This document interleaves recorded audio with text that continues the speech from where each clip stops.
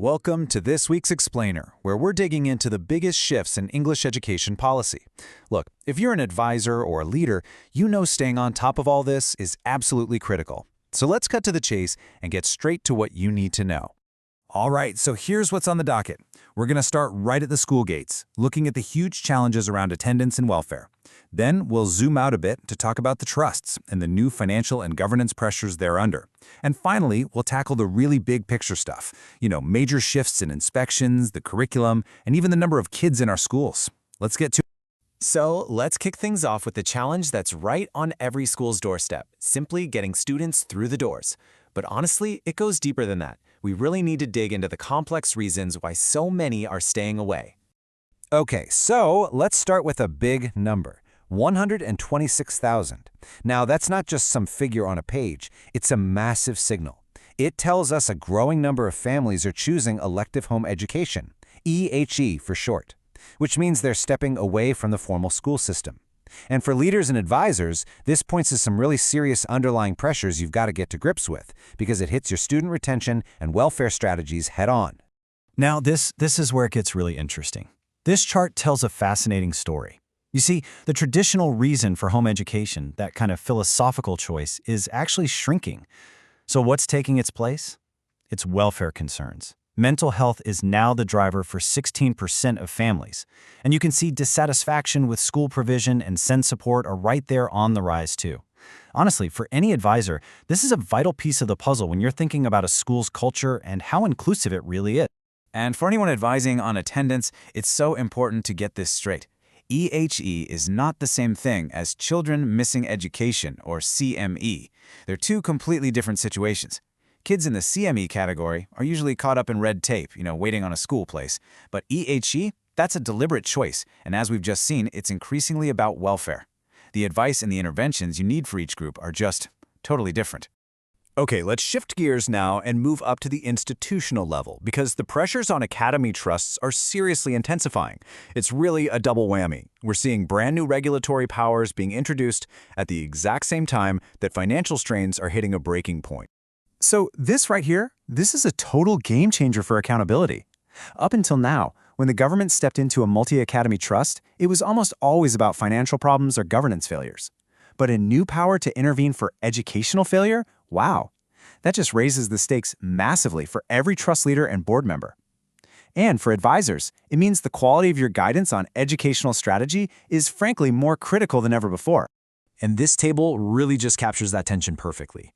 On one side, you have these new intervention powers. On the other, you have the harsh financial reality.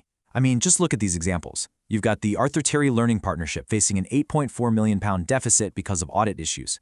Then there's the Bishop Buick Trust, watching its reserves get nearly cut in half thanks to rising SEND costs and falling rolls. This isn't theory, folks. This is the day-to-day reality, and it's a huge risk for boards to navigate. So where does all this leave system leaders? Well, it means some pretty fundamental questions about the whole structure and purpose of MATs are still very much up in the air. There are real worries that these new MAT-level inspections will just duplicate work already being done at the school level. Nobody's really sure if trust should specialize in things like SEND or be more general. And there's this growing anxiety about whether the system can even cope with the complex needs students have now. These are not small questions, right? They go to the very core of how our school system is organized.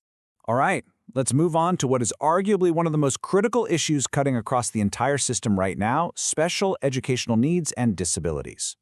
We've just had a major new investment in training announced, which is great news, but it's landing in a very, very challenging financial reality.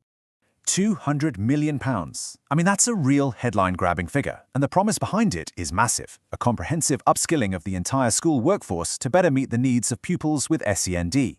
It's a move that's all about supporting evidence-informed practice right there at the classroom level. And the package itself is designed to be really practical. We're talking about adapting teaching for a whole range of needs, from speech and language to visual impairments. It's about building awareness among all pupils and using things like assistive tech to improve access.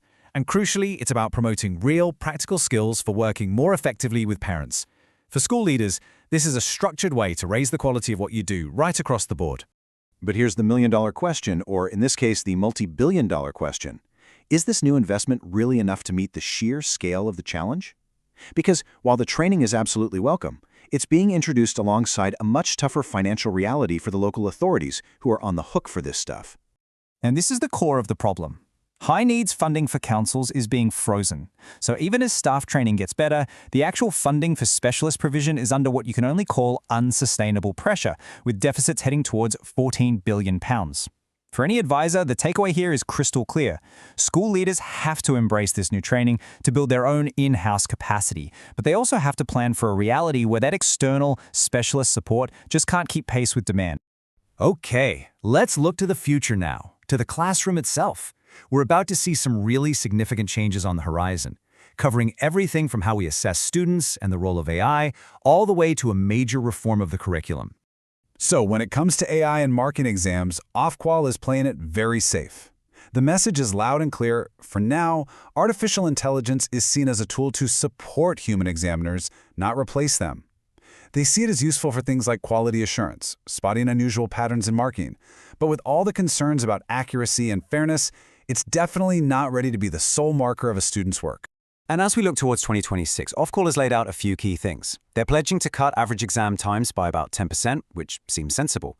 They're also taking a very careful, measured approach to bringing in digital exams. But, and this is a big one, they've expressed real anxiety about the risk of AI being used in coursework. That's a problem every secondary lead is grappling with. And this really is the big one. The full list of experts set to lead a major overhaul of England's entire national curriculum and assessment system has just been published. This isn't a drill. This is the formal start of a process that will reshape what is taught in our schools and how it's all assessed. This is a massive deal. Okay, finally, let's zoom all the way out to the big picture, where we're seeing two huge forces collide. Ofsted's new inspection framework is meeting a school system that is, for the first time in a long while, starting to shrink. For a long time, falling birth rates felt like a London-centric issue, but that's just not the case anymore. Councils across the country are now grappling with a significant surplus of primary places. I mean, look at Stockport with 17%, or the forecasts for Southampton and central Bedfordshire. This demographic wave is now starting to hit the secondary sector, and it poses a huge challenge to school finances and viability. And at the same time, we're seeing the first results roll in from Ofsted's new inspection system. Now, it's really important to remember that this first batch was a cohort of volunteer schools. But what we can see from these early grades is that the outcomes are clustering in that middle to high range, with expected standard and strong standard being the most common by a long shot. But this is just a staggering finding. A report from the FDA union found that more than 8 in 10 senior Ofsted inspectors have actually felt apprehensive about telling other people what their job is. That just reveals the immense personal and professional pressure the inspectorate itself is under as it brings in these huge changes. It really brings home the human cost at the heart of the system. So that leaves us with the big question. When you're facing all of this, the demographic shifts, the new inspection rules, the rising tide of student need, what is the single most important strategic priority for leaders heading into 2026? As all these forces come together, the challenge for every single leader and advisor is to cut through the noise and figure out that critical path forward, the one that ensures not just survival, but real, tangible improvement for the children in their care.